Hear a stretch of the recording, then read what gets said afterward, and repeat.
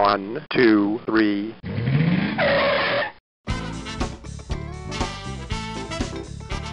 Bem-vindo ao Paladar Distinto, seu podcast de gastronomia. E hoje, diretamente do Rio de Janeiro, eu tenho a honra de falar com essa super chefe, a Flávia Quaresma. Tudo bem, Flávia? Tudo maravilhoso! Nossa, feliz demais de estar aqui com esse papo com você, falando de uma coisa tão deliciosa que é a gastronomia, né? Nossa, que incrível! Eu te acompanho já há muito tempo, então, nossa, para mim vai ser uma honra aí conhecer um pouquinho mais, né, sobre a sua trajetória, como que foi o início, os estudos, né, os empreendimentos. Agora com esses cursos, né, tão incríveis aí que você está fazendo, todas as terças. Pois é, eu acho que a pandemia deu alguns cliques, né, na vida das pessoas e fez a gente olhar para coisas que a gente ou não tinha tempo ou não queria mesmo olhar. E para mim está sendo uma grande surpresa os cursos online. Que legal, a gente vai comentar depois na sequência, mas Flávia, conta pra gente aqui, né, para os nossos ouvintes, assim, como que foi o início, né, o interesse aí pela gastronomia, sei um pouquinho, né, da sua história aí com a sua avó Paula, conta um pouquinho aí quanto que ela interferiu, te deu, assim, o início, né, aí com os livros do Paul Bocuse, né, que eu fiquei sabendo. Exatamente. Vamos lá. Eu tive a sorte, né, de ter uma avó, né? As avós são sempre importantes para muitas coisas, né? E a minha avó, ela foi uma mulher assim muito que gostava de conhecer, tinha uma cultura bem grande e tal, e ela teve essa sorte de morar na França durante um tempo e se apaixonou pela França e sempre falava assim para mim, assim, tipo, quando você for lá, você vai entender. E eu ficava aquela coisa, quando é que eu vou para Paris? Quando é que eu vou conhecer isso tudo? Né? E eu cresci com ela ouvindo Edith Piaf, Jacques Brel, Yves Montand, né? Sempre que ia para a casa dela, ela sempre mantinha isso. E cozinhando, ela fazia coleção de receitas, né? Eu lembro que a gente ficava atrás, sempre cada um que viajava, era tudo bem mais difícil, né? Com certeza. Não tinha essa facilidade hoje de ter um podcast que um garoto que está começando gastronomia fica sabendo aí junto com você da história de tanta gente bacana, né? Então a gente ficava garimpando as revistas que tinham receitas, né? E ela trazia aquelas receitas todas em francês, traduzia para a gente, né? E ela não cozinhava, não. Ela botava o povo para cozinhar. Ela era aquela feminista que não ia para o fogão, não. E eu, com 8 anos, já cozinhava ali com ela, sempre orientando e tal. Agora faz assim, faz assado e tal. Então, ela mandava bem. E a gente cozinhava junto, fazia, né, pequenininha, fazia mousse au chocolat, pomme dauphine, né, patachu, todas essas coisas que eu não sabia, né, porque quando eu era pequena, com pai médico, eu tinha certeza que eu ia ser médica. Tá. Isso assim, já estava claro na minha cabeça que eu já ia. Meu pai falava, não sei se você tem muito, né? Ia tentando me orientar, mas mesmo assim eu quis fui fazer vestibular para medicina e com muito custo consegui entrar na faculdade, que eu não estudava o tanto que precisava estudar para medicina. Né? E aí comecei a fazer, fiz 1 período e meio, porque já no primeiro período, na primeira aula de anatomia, eu já falei, cara, acho que meu pai tem razão, não nasci para isso, não. E aí, no meio do segundo período, eu saí, e aí começou uma saga atrás, acho que muitos jovens passam por isso, né? Com 17 anos você tem que decidir o que você vai fazer para o resto da sua vida, dá um pânico, né? Com certeza. E aí tentei esse primeiro, que foi medicina, e aí falei, não, agora era sempre no Natal que eu dava, cada Natal eu dava assim, a grande mudança da vida, a cada 2 natais, as crises eram de 2 anos. Falei, agora eu já sei, é jornalismo que eu vou fazer, aí passei para a PUC, fiz 2 anos, aí veio o outro Natal, 2 anos depois. Gente, não é jornalismo, era assim, tipo, as pessoas do Natal, meus pais já ficavam, ai meu Deus, o que ela vai aprontar agora? E aí, foi uma burrice, eu acho, considero hoje que eu devia ter terminado jornalismo, mas aquela cabecinha fraca que acha que o mundo ainda tem tanta coisa assim, falei, não, agora é teatro. Aí eu fui um silêncio na casa, né? Teatro, legal, e meus pais sempre assim, pô, que legal, motivando, iam a todas as peças, vai, não sei o quê, 2 anos se passaram, e aí eu falei, tipo, agora eu não sei o que eu vou fazer, não é isso, mas até agora também não sei o que é, aí meu pai falou, olha, encostou na parede e falou, não tem essa, não vai ficar em casa aí, arruma aí alguma coisa para fazer, e a minha irmã estava com um plano de ir para a França. Ela tinha, as férias eram longas, então eu falei assim, vou fazer 2 meses de curso. Meu pai falou, então vai, você também, e aproveita, você aprimora francês, já falava muito pouco, né, porque cresci escutando a minha avó e tudo aquilo tudo, e fiz aliança francesa, que eu adorava, e queria também saber esse negócio aí que a minha avó falava, né, quando você for lá, você vai entender. E aí foi, cara, minha avó realmente ela profetizou o negócio. Quando eu cheguei lá, que conheci bistrôs, brasseries, aí fui pesquisar escola daquilo, de gastronomia, fiquei louca com aquilo, liguei para meu pai e falei, é isso que eu quero fazer. E ele falou, que ótimo, então volta para cá e junta seu dinheiro para voltar para aí, porque não é assim, né? Era uma Cordon Bleu, mas fora naquela época, então era super... Hoje também não está muito diferente, nosso dinheiro não vale tanto, né? Mas agora a gente tem Cordon Bleu no Brasil, né? No São Paulo, Rio. Naquela época eu não tinha essa facilidade, eram pouquíssimas. Eu até pesquisei em faculdade, falei com o Lohan na época. Na hora ele falou, poxa, olha, eu vejo que você tem que fazer um caminho mesmo fora, né? Não tem muito jeito, os cursos ainda eram... Não tinha faculdade de gastronomia, não tinha nada dessa evolução que aconteceu nesses últimos 20 anos, né? E aí eu tomei essa coragem, fui trabalhar com o meu pai na parte administrativa da clínica dele para juntar um dinheiro. Uma bela altura ele viu que eu não ia conseguir juntar o tanto que precisava e ele falou, vamos lá, você consegue um trabalho para te sustentar lá, para te ajudar, e eu vou pagando a escola e te ajudando e tal. E aí fui fazia o curso e de noite trabalhava como garçonete, o que foi ótimo, porque você tem uma outra perspectiva do restaurante, né? Você entende as tretas de cliente, né? Você vê o que é estar ali com a cara, né? E foi maravilhoso. Eu trabalhei num lugar que já tinha uma amiga brasileira trabalhando, pequenininho. As primeiras coisas foram horríveis, porque assim, era o primeiro dia que as pessoas acham que garçom lá é igual ao garçom aqui. Quando eu falava isso para os garçons, quando eu tive meu primeiro restaurante, eu falei, não, olha, que lá eu chegava depois de um dia inteiro ralando na escola. Tinha que lavar o chão, lavar banheiro, sair, comprar pão, depois do pão, primeiro botava as toalhas para lavar, voltava, comprava o pão, passava todas as toalhas, arrumava o mise-en-place todo. Era uma dureza. E uma patrone lá que, no meu primeiro dia que eu fui lavar chão, né? Brasileira, né? Essa abundância de água, né? Fui lá, peguei um baldão e né? Lavei o chão, gritando, vai acabar com a água do mundo! Louca! Eu falei, olha, eu aprendo rápido, mas a senhora tem que me ensinar. Estou lavando como eu vejo lá, como as pessoas lavam no meu país. É por isso, Foz do Iguaçu, ela começou a viajar, né? Aquela coisa. Falei, me ensina aí. Aí aprendi, que foi ótimo, né? Porque tudo na vida a gente... É questão de aprendizado. E aí ela reclamava sempre do meu café também. Eu falava, olha, o cafezinho da gente é diferente. Aí aprendi a lidar com máquina de café. Então foi muito bacana. Foi assim, tipo, abriu e ela teve assim essa paciência. Claro que não é fácil, né? Atrás de mim o tempo todo, Flávia, e ela me chamava de Mafi, gritava assim o tempo inteiro.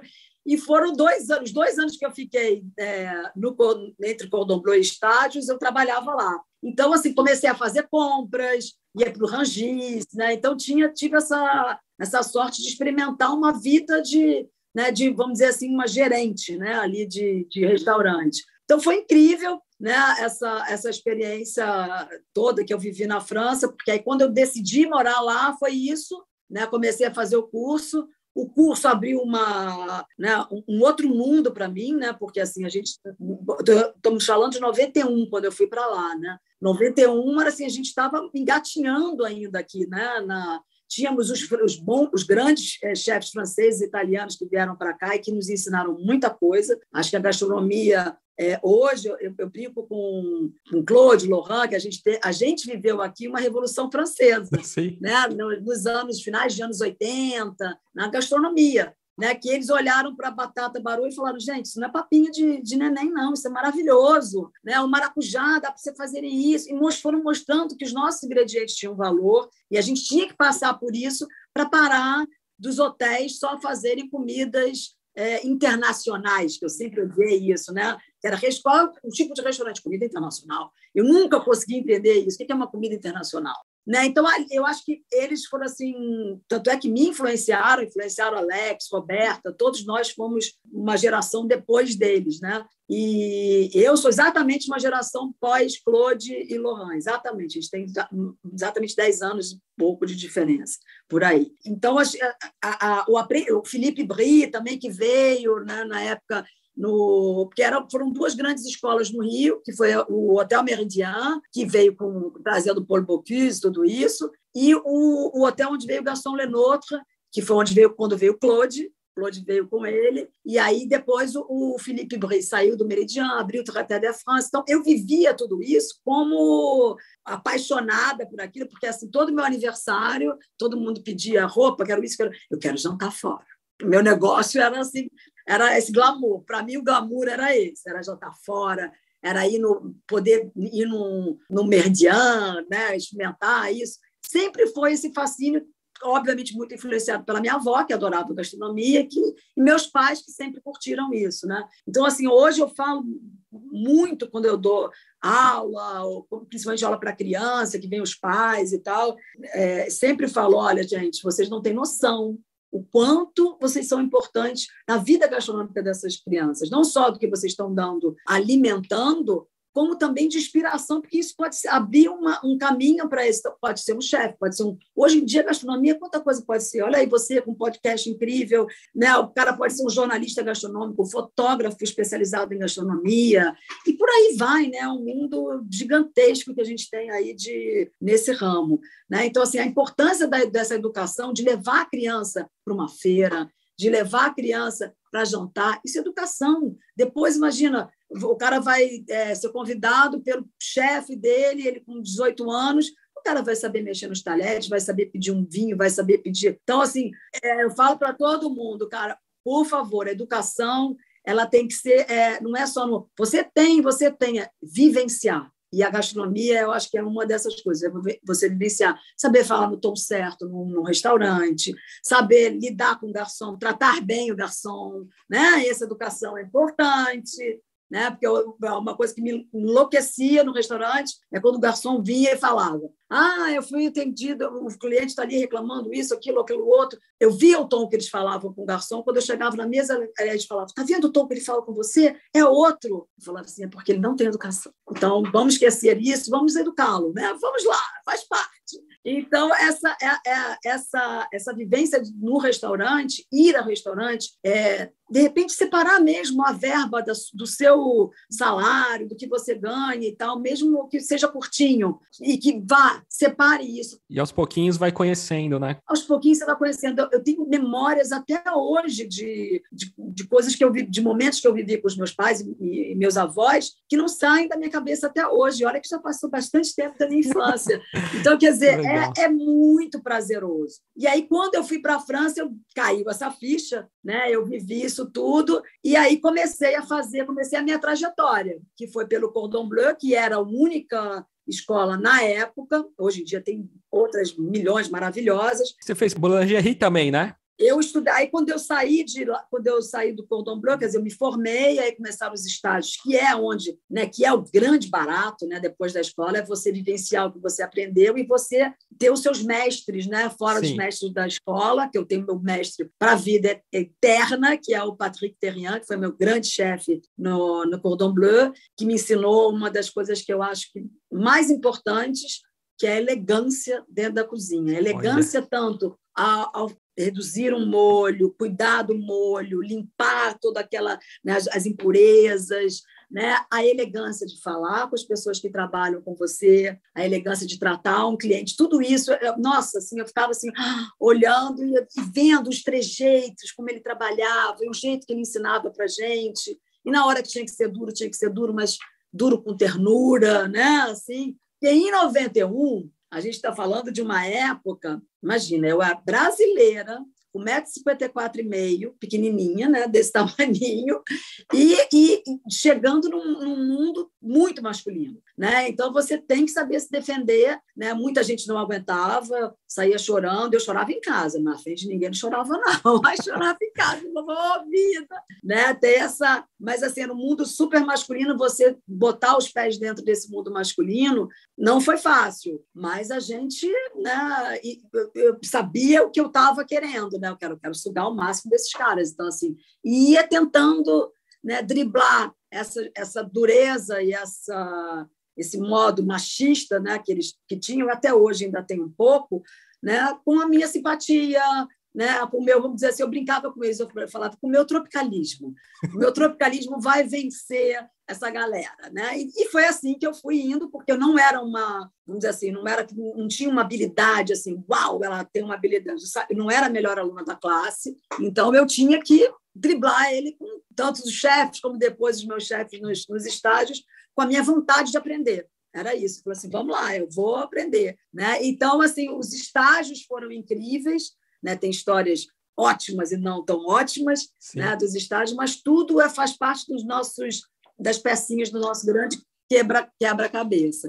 Aí eu fiz alguns cursos de especialização na Escola Lenoutra, que foram aí onde eu sempre gostei muito de doce, né? Tinha essa coisa que aí essa é uma herança totalmente da avó Paula, porque de tudo que eu aprendi com ela, acho que 70% foi doce e 30% salgado, né? Que as duas eram bem formigas. Olha. Eu até hoje. E aí fiz curso no NBP, que foi boulangerie. Não imaginaria que a gente viveria essa loucura maravilhosa, né, que virou a padaria no Brasil, que hoje a gente pode se orgulhar em ter pães de qualidade, que eu acho que isso é uma coisa muito nova. A pandemia foi a pandemia, né? Porque todo mundo fez pão na pandemia, né? Com certeza, todo mundo, né? Não, o pão, assim, foi incrível, pão, entre outros, né? Então, eu jamais vou desmerecer um pãozinho francês, porque eu adoro um pão na chapa, mas, gente, um pãozinho sem casca não dá, né, gente? Um pãozinho branco, o próprio pãozinho francês, eu me revoltava. Não, eu quero aqueles ali, os mais bronzeadinhos, por favor. Então, assim, quem gosta de pão, gosta de casca, né? Gosta do croque, né? E agora a gente tem isso à mão, né? Maravilhoso. Ô, Flávia, e depois você teve uma passagem muito legal, né, para o México e em Tel Aviv também, né? Então, quando a gente se forma no Cordon Bleu, lá na França, tem um grande quadro com oportunidades pelo mundo inteiro. E aí eu vi uma oportunidade no México e eu tinha um grande amigo mexicano que se formou comigo e ele falou, vamos para lá, você fica na minha casa, eu acabei de casar, você fica na casa dos meus pais. Tive eu sempre muito sortuda, tenho que agradecer na vida o tempo inteiro. Eu tive 2 avós que me acolheram em Paris, que foi a casa que eu morei, Mimi e Jean Lajus, que foram incríveis. Depois eu fui para o México para fazer esse primeiro trabalho, e foi na casa dos pais do Alejandro, que foram, nossa, pessoas incríveis, que me acolheram super bem, e que essas etapas que acontecem na nossa vida, a gente não busca por acaso, né? Muito doido. Quando eu cheguei lá, imagina, o México do lado dos Estados Unidos, poderia ser um povo totalmente entregue aos hermanos americanos, Sim. Da cultura deles, eles não largam a mão daquela cultura deles, da comida, das tradições. E eles chegavam lá quando eu cheguei lá, eles perguntavam, como é a Amazônia? Não conheço. Como era? Gente, eu falei, meu Deus do céu, como é que pode eu conhecer melhor a França do que conhecer o meu próprio país? Isso não pode. Então, assim, eles me deram um choque de nacionalidade, de amor à pátria. Eu falei, quando eu chegar no Brasil, através do meu trabalho, eu vou ter que vencer essa falha, né, de não conhecer o Brasil. Graças a Deus eu consegui, né, com os festivais que começaram a aparecer, a gastronomia saindo do eixo Rio-São Paulo, né, abrindo para Minas, que sempre foi muito forte gastronomicamente, né, mas que ficava sempre na sombra das 2 capitais, depois Pernambuco conquistando, e aí veio a hora e o momento de Belém do Pará, e toda a Amazônia, que foi abrir uma porta que eu não conhecia. Para contar uma historinha só do vexame, né, quando eu morava na França, eu conheci uma especiaria que chamava fava tonka. E eu falava, gente, é a coisa mais maravilhosa do mundo, fava tonka, tal, papapá. Passam anos, eu vou para Belém do Pará, convite do maravilhoso Paulo Martins, vou conhecer o mercado ver o peso. Fico louca. né, no mercado vira o peso, um bando de coisas que eu não conhecia da minha própria cultura, do meu próprio país. E aí paro numa daquelas barraquinhas, daquelas pessoas que vendem tudo para curar, né, as curandeiras. E aí eu olho e falo, fava tonka. E ela falou, não, isso aqui é cumaru. Eu falei, não, é fava tonka. E aí ficaram as duas, cumaru, fava tonka. Eu falei, o que é cumaru? Ela falou, cumaru, aí contou que o nome vinha da língua indígena, que ele ia dizer semente cheirosa. Eu falei, não, mas eu comprava isso na Europa, isso não é daqui. Ela, não. E aí ficava naquela discussão. E aí eu perguntei, mas para que serve? A senhora vende isso para quem? Aí ela me explicou, olha, o cumaru ele é para todas as doenças respiratórias, bronquite, rinite, né? Aí botou aqueles itens todos lá. E aí eu perguntei, quanto custa esse lotezinho que a senhora está vendendo? Era R$1. Olha. Eu comprava fava tonka por 20 vezes isso. Nossa. Eu falei, eu vou levar tudo. Eu quero tudo, vou levar tudo. Fiquei louca. Aí ela falou assim, nossa, mas a sua família deve estar muito doente. Eu falei, não, deixa eu te contar. Aí contei a história da fava tonka. Ela falou, não acredito, você é brasileira? Não conhecia. Eu falei, pasme, não conhecia. Então, olha isso, como a gente... Quer dizer, claro, a gente está falando de um país desse tamanho, né? E de um país que sempre teve uma autoestima baixíssima, eu gosto de falar isso porque é verdade, agora que a gente está aí assumindo as nossas coisas de uns anos para cá. Eu lembro assim, no início, lá em 99, quando eu abri o Carreme, quando eu colocava coisas brasileiras, eu tinha muita dificuldade, porque assim, chamava Carreme Bistrô, né? Então tinha aquela coisa que era né, da herança francesa, da que eu trouxe, né, da minha escola, mas sempre lembrando do Claude, do Laurent e de todos os outros amigos que estavam aí, colocar os ingredientes brasileiros. Eu até vi, acho que numa entrevista sua, que chegou um cliente lá, acho que ele não conhecia, acho que era cará, né, se eu não me engano, e aí ele torceu o nariz lá, e depois ele falou, nossa, Flávia, é incrível, como que eu não conhecia isso antes, né? Então, era uma ignorância. Ele chegou para mim e falou exatamente esse episódio é inesquecível, que ele falou para mim,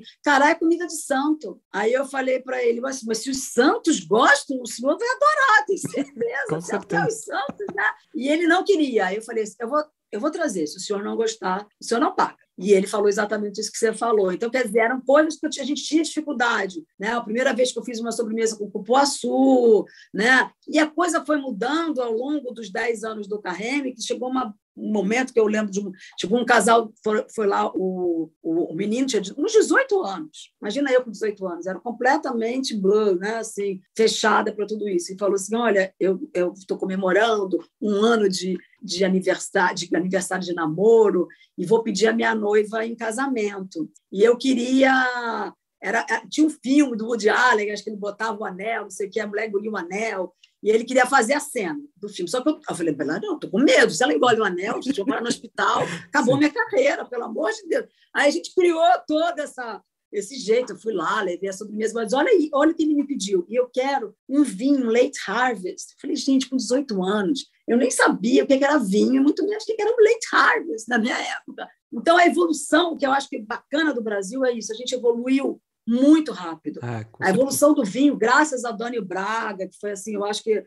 não sei se você já conversou com ele, se não conversou, tem que conversar, porque é um cara que mudou o que é o vinho no Brasil. Né? Ele vai te contar essa história, que é uma história deliciosa, e várias outras. E ele, assim, foi essa mudança, esse menininho de 18 anos, foi graças a tudo que ele plantou, né? Mostrando a gente o que era comer com vinho e sem vinho.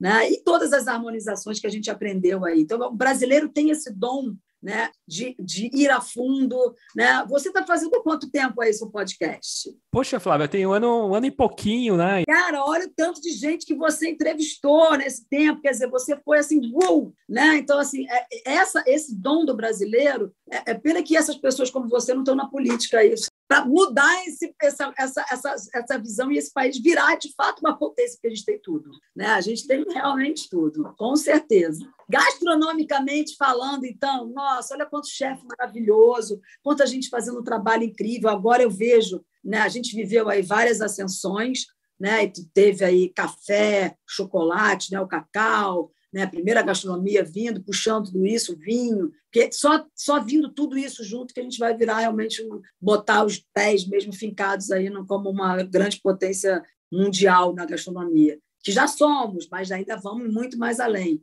Agora, eu acho que a gente está vendo agora é a confeitaria, né? Você está vendo aqui em todos os podcasts que você já fez nesse mundo de confeiteiro, cara, a confeitaria está indo assim super bacana. Mas é fruto de quê? De pequenas ações, né? Você vê, trazer um campeonato mundial de confeitaria para o Brasil, que a gente trouxe aí com muito custo, o Cirrá trouxe para cá. Se Deus quiser, vai voltar, porque eu acho que é super importante. Esses concursos todos, o Lohan que sempre fez vários concursos, né? Isso são sementinhas que são colocadas na cabeça de quem está ali assistindo e que são essas pessoas que vão multiplicar educação, né? Acho que tudo a gente sempre vai falar, evolução sem educação não rola, né? Então, quando a gente quer crescer, você está aí, né? Cada entrevistado que você faz, você não acorda de manhã e fala, hoje eu vou entrevistar uma pessoa, e chega, então, amigo, fala aí o que você sabe, deixa a pessoa falando.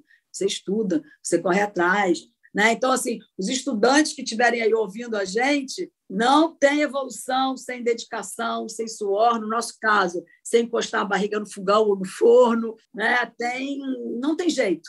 É suor, as pessoas às vezes olham aí agora o tanto de gente fazendo programas de televisão, fazendo isso, né? Milhões de coisas. Não é fácil, gente. Ninguém está ali assim, tipo, para fazer 11 minutos de televisão quando eu tinha mesa para 2, eram 3 dias. Né? Às vezes mais, porque você teria que viajar, não sei para onde, vai isso, leva equipe, né? 11 minutinhos, que era a minha parte, os outros 11 minutos eram do Alex. Né? O do Alex, às vezes, então, imagina, faz a comida arada toda, aquela coisa. Então, assim, é dedicação total, não tem outro segredo, é estudar e treinar, não tem jeito. Ô Flávia, e você já teve, né? Você falou do Carreme também, os cafés, né? Você também teve o café no Museu da Manhã. E eu já fiz também diversos episódios assim com empreendedores, né? Quanto é difícil, né, Flávia, você montar um restaurante, né? A gente, né, o empreendedor brasileiro assim é bem complicado, né? Que é desde o menu, do ponto, do layout da cozinha, né? Do ambiente, né? O clima que você quer trazer naquele ambiente, né? São vários fatores, né, Flávia? Agora, assim, eu fico preocupada e eu acho que a pandemia vai nos ajudar a isso. Porque chegou um momento que a coisa foi num crescente tão grande, né, que você tem que ter o conceito, né, você tem que vender esse conceito, né, aí você começa com a série que você falou aí, é o arquiteto, é o paisagista, olha o tanto de gente que envolve, e você vai somando isso. Hoje, para você fazer um restaurante aí, bacana, como a gente tem, quantos milhões você vai precisar? Né? E da onde vai sair esses milhões? E qual é esse retorno com a comida ao preço que está, né? Que os insumos estão caríssimos, né? Às vezes a pessoa cozinha em casa e acha, pô, mas o cara está cobrando R$70 por esse prato, eu faço na minha casa, portanto, graças a Deus, por um lado, a pandemia foi boa, porque as pessoas tiveram que cozinhar em casa. E mesmo quem tinha um staff, né, empregados e tal, os empregados, num determinado momento, cada um ficou na sua casa. Então, as pessoas, eu acho, passaram a valorizar a gastronomia. Isso foi de toda a loucura que a gente viveu no mundo da gastronomia com a pandemia, de toda a tristeza que a gente viveu. Isso foi um ponto positivo para a gastronomia. As pessoas passaram a valorizar e a ver soma, e ainda entra tantos de impostos absurdos que a gente tem. Né? Então, assim, é tudo contra o negócio dar certo. Então, empreender num país como esse bem complicado, não é para os fracos, não, é para os muito musculosos, para os muito fortes. Mas eu acho que assim, o que a gente tem que ver é que no mundo, por exemplo, a gente vai pegar um case França, Espanha, que são cases. Vamos pegar a França primeiro. Né? Tem os estrelados, né, que a cadeira é isso, que você nos conta que a acústica é espetacular, que vai ter cliente para isso. Tem também os lugares onde o marido está na cozinha, a mulher está servindo e o filho está no caixa. E é lindo, e você come divinamente bem a cozinha. É desse tamanho. Assim. Exatamente. Acho que esses micro-restaurantes, né, micro-empreendedores, assim, ou tanto na confeitaria, até gravei recentemente com o Crime, né, com o Rafael Protti aqui em São Paulo. Gente, o trabalho que esse menino está fazendo. Pequeno, mas super legal, super bacana, né? Então, eu vou puxar do seu Crime e trazer para o Rio, bairrista um pouco, mas é porque a gente está falando para o Brasil. Sim. Né? Então, assim, para quem vier no Rio, para conhecer um lugar, chama Trégua, que é um tipo Crime, entendeu? Tá. Assim, vamos fazer dessa mesma... É um casal super novo, super jovem, com uma trajetória super bacana. Trabalharam ó, tá vendo? A fruta não cai longe do pé. Trabalharam com Rafa Costa e Silva no LaSalle, fizeram uma trajetória bacanérrima também pela Europa. Então, tem um estofo bacana. Abriram um restaurante em Laranjeiras chamado Trégua, com uma proposta exatamente dentro do que eu acredito que precisa ter. Eu não falo que isso é uma tendência, que eu detesto, mas eu acho que é uma necessidade. Porque se a gente quer ter um país de fato gastronômico, aí eu falo sempre, eu tenho uma coisa que eu falo, a cozinha para todos, tanto para quem vai cozinhar, que todo mundo pode cozinhar, mas tanto também para as pessoas que querem frequentar restaurantes. Né? O budget de cada um é o budget de cada um. Não dá para você, com o salário que você ganha X, querer comer uma coisa 2X. Você pode ir num restaurante. É bacana porque você fez guardou ali, vai uma vez ou outra, mas tem que ter restaurante de comida boa para quem não pode pagar tanto. E o trabalho que esse casal está fazendo é assim. Agora, por quê? Porque eles entenderam que para eles mostrarem, expressarem a comida deles, eles não podiam ter um menu extenso. Eu não acredito em menu extenso. Bíblia, eu já fico com medo. Né? Então, assim, eles têm ali os pratos do dia, coisa bem europeia, bem de quem está querendo mostrar o seu trabalho, agradar o cliente, comida super bem executada, super bem feita, saborosa e tal, com um budget que você pode pagar, que não tem muito. Então, assim, é isso que eu quero ver crescer dentro do país. Né? Não dá para ter só o que tem um paisagista, não sei o quê, não sei o que lá. Eu lembro quando eu abri o Carreme. Quando eu abri o Carreme, foi meu primeiro restaurante, eu vinha de totalmente de buffets, não tinha vivência de restaurante, sabia disso, sabia que eu ia dar com os burros na água, fui louca, trouxe um chefe francês, importei o chefe lá, falei para um advogado que era padrasto de uma amiga, falei, eu estou querendo trazer aí um francês. Ela falou, Flávia, você é uma empresa, você está louca? Eu falei, mas por que eu não posso trazer? Eu sei que eu não tenho ainda essa experiência, eu preciso que ele fique comigo pelo menos um ano para me colocar nos trilhos, porque eu estudar é uma coisa, você abrir um negócio, empreender, administrar, cuidar, muito difícil fazer tudo sozinho. E ele falou assim, cara, eu vou olhar aqui. Aí ele viu lá e viu que realmente não tinham cursos de formação, né, que ainda não que dava uma brecha para eu trazer e importar um francês e tal, para lá. Então, eu importei o Christophe Febvre, que tinha sido meu chefe num dos bistrôs do Gui Savoy. Eu falei, cara, ele queria muito conhecer o Brasil, porque a gente tem essa sorte, né, que o Brasil inspira essa coisa, o Rio de Janeiro e tal, queria conhecer os produtos da Amazônia. Aí eu falei, vem para cá, e trouxe eles, a gente começou a trilhar esse caminho, né, de construir isso, mas assim, foi tudo assim, olha, não tenho ainda o restaurante. Então, era assim, fazia um evento, comprava cadeira, fazia um evento, comprava mesa, mas tinha que ter um arquiteto que tinha que botar. Aí o arquiteto chegou e falou assim, quem vai fazer a sua logomarca? Eu falei, não tem dinheiro para isso. E agora? Aí ele falou, senta, foi muito engraçado. Porque como tinha uma história, porque Carême é Antonin Carême, que foi o grande chefe francês, e foi minha primeira sala, né, do Cordon Bleu. Eu quietinha fiquei, porque eu não sabia que era Antonin Carême. Me mandaram, você vai para a sala do Antonin Carême. Quando eu chego na casa dos meus avós franceses, eu falo, Jean, quem foi Carême? Pelo amor de Deus, me mandaram para essa sala, eu burramente não sabia. Ele olhou para mim, tipo assim, mas como é que pode uma pretendente à cozinheira nem saber quem foi Carême? Eu falei, não sei, não tenho essa cultura no Brasil, não sabia disso. Aí ele me explicou, pegou lá, naquela época ainda tinha as Barças, ainda tinha La Russes, e tudo, hoje em dia seria Google It, né? Já botava no Google. Aí ele foi lá, pegou, vai ler isso tudo aqui. Aí eu lá lendo, não sei o quê, daí no final, quando eu acabei de ler, ele falou, você sabe o que quer dizer Carême? Eu falei, menor ideia. Ele falou, é o seu sobrenome, é Quaresma. Eu falei, bom, não sei o que eu vou ter ainda, mas vai se chamar Carême. Dia vai ser Carême. Vai ser Carême, sei lá se vai ser uma birosca, um bar, um sei lá o quê, mas vai chamar Carême. E aí o Rogério Ribas, que foi o arquiteto, ele chegou e falou, Flávia, então assim, assina o Carême, baixa um santo de Carême, e isso vai ser a sua logomarca. Não tem dinheiro, tem que fazer. E aí eu fiz essa assinatura, ele botou lá no computador, melhorou um pouquinho, porque eu não sabia fazer isso, e foi a logo, era o que podíamos. Hoje não, hoje você tem que chamar o fulano, que vai o designer, eu não sei o quê. Então, assim, Cara, mas tem um outro lado também, que facilitou muito. Né? Hoje, com os Instagram, essas coisas todas, você conhece um designer que está começando, que vai te ajudar, Sim. um cara novo que está ali. Então, quer dizer, eu falo muito isso para quem está começando. Não se prenda às firulas. Se prenda ao que você faz. Exato. A fazer é o que você acredita.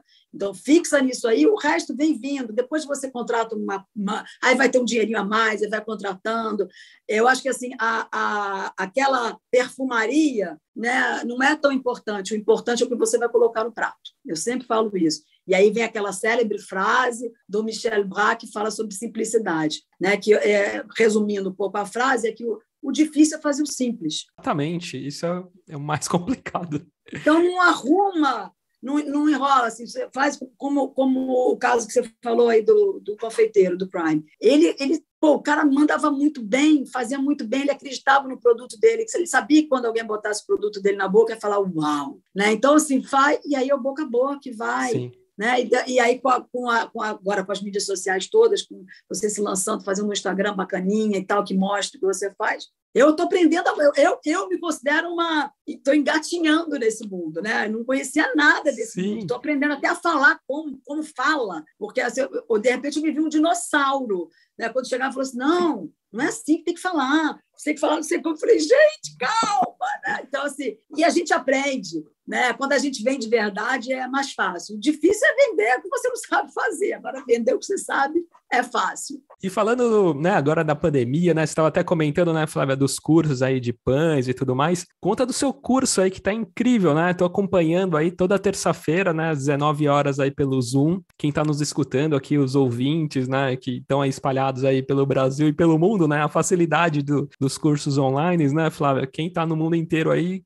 pode aprender, né? Exatamente, essa facilidade até para quem quando eu comecei a pensar, pensei primeiro no carioca. Puxa, vai acabar isso? Será que as pessoas vão querer ficar no online? E aí fiz uma enquete, essa coisa que é ótima do Instagram, que tudo você pergunta e todo mundo responde, né? Aí eu falei, gente, aí a gente continua com os cursos online? Por favor, agora que as pessoas também tem uma vida muito corrida. Sim. E, às vezes, você deixa de fazer um curso porque já sabe, putz, vou ter que pegar a condução até lá, o carro, a vaga, o isso, aquilo outro, perder, não vou conseguir fazer o curso, desiste. Você está na sua casa, chegou, administra lá o que tem que administrar na sua casa, senta naquela hora e está lá para ter um bom momento. A ideia do curso surgiu, né, primeiro da dificuldade da pandemia, que as pessoas não podiam sair de casa, né, e não sabia se quando ia acabar, quando isso, assim, um pouco, e eu também tinha uma reticência, porque eu era do presencial, né, eu gostava daquilo. Como é que eu vou me lidar olhando para uma câmera? Como é que vai ser? Mas aí teve essa história de criar o clube. Cria o clube da Flávia, porque eu precisava dessa aproximação. Né? Eu não sou dessa geração que nasceu assim, né? Eu sou de outra geração, eu sou da geração ainda assim, né? Nem daquela assim só. Né? Então, assim, eu falei, gente, aí o clube me aproximou dessas pessoas. Então, a conversa que eu gosto de ter, né? Tem um chat ali na hora da aula, eles vão perguntando. Sim. Então, eu falei, cara, eles estão aqui. E aí me lembrei, pô, Flávio, você fez televisão, tinha mesa para dois, você falava para... É a mesma coisa, não muda muito, né? Só que ainda melhor, porque tem o clube. E o clube que eu estou adorando, né, tá me fazendo estudar, sabe? Isso é muito bom. Porque a galera agora estuda tudo, né? Eles sabem mais do que a gente. No restaurante já era um pouco assim, quando começou essa coisa de internet, você não podia falar qualquer coisa. Você tinha que ir lá pesquisar, calma, o cara vai perguntar, foi em que ano que aconteceu isso? Ai, meu Deus! Então, assim, o clube está me ajudando a isso, porque eles perguntam, você vai dar aula disso? Você vai fazer aquilo? Eu estou pegando receitas lá de trás, que eu já não mexia há muito tempo. Então, assim, eu estou falando, o que eu falo para eles, eu estou fazendo mesmo, eu estou me divertindo, né? Assim, tipo, eles vão falando o que eles querem, então tem essa troca no clube, e a cada terça-feira tem essa aula ao vivo, né, que na verdade é um encontro. É um grande encontro que você sai com as receitas, que você depois tem algumas obrigações do clube, que é cozinhar. Sim, Vocês têm que fazer, não vai pegar a receita e guardar na gaveta, não. Tem que mostrar foto, né? E aí começa aquelas coisas que eu não sabia falar, né? Que até hoje ainda tem o bloqueio. Vai lá, faz o prato, fotografa, posta e me marca. E eu falo, ai, meu Deus, não sai naturalmente. Vai lá, @chefe Flávia aparece. Isso era uma dificuldade, ainda é. Né? Mas, assim, eu estou aprendendo e estou adorando.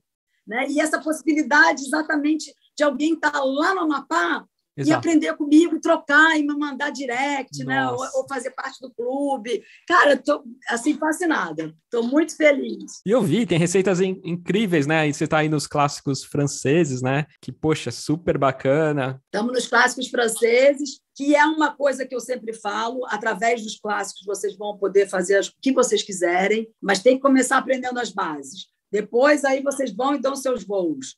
Mas a base é fundamental. E tem tanta base boa, né? Nossa, e tem as histórias também, né? Até estava falando de doce, né? Tem as histórias aí do Tartatã, né? Das irmãs Tatã, né? Das irmãs Tatã, Exato. Cheio de ideias. Então, não era aquilo tudo que as pessoas falavam, né? Sim, então, assim, é bacana. E na hora, às vezes eu falo assim, como eles estão online, né? Às vezes eu falo, putz, eu não sei isso. Aí alguém já responde rapidamente, 30 segundos. É isso aqui, Flávio, olha aqui, não sei o quê. Eu falo, meu Deus do céu. Então, assim, é dinâmico. Eu não imaginava que uma aula online pudesse ser tão dinâmica. Então, eu estou realmente curtindo muito. Que bacana. E para quem está escutando a gente, né, Flávia, tá na bio, né, na bio do seu Instagram, né, até para as pessoas não se confundirem, né, porque acho que até você teve clonaram, né, acho que seu Instagram, né. Ai, nem falo. Eu acho que agora existe um sopro de esperança. Vamos ver.